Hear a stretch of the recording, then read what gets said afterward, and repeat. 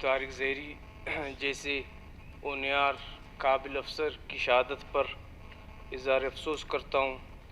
میرا ان کے ساتھ جب سے ہوم منسٹر بنا ہوں وہ کمشنر مکران ڈویژن تھے، تو پچھلے ہفتے کے دوران بھی ہمارے 2 میٹنگز ہو چکے ہیں۔ میں سمجھتا ہوں بلوچستان اپنے ایک اساتذہ سے محروم ہو چکا ہے، اور سب سے زیادہ قیمتی چیز جو ہے وہ انسانی جان ہے۔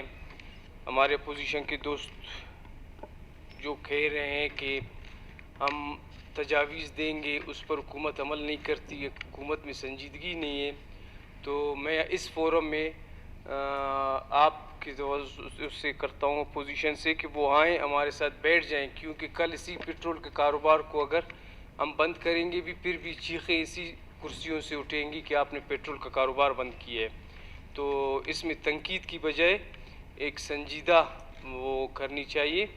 آخر میں پھر طارق زہری کی وفات شہادت پر اظہار تعزیت کرتا ہوں اور لواحقین سے اظہار تعزیت کرتا ہوں۔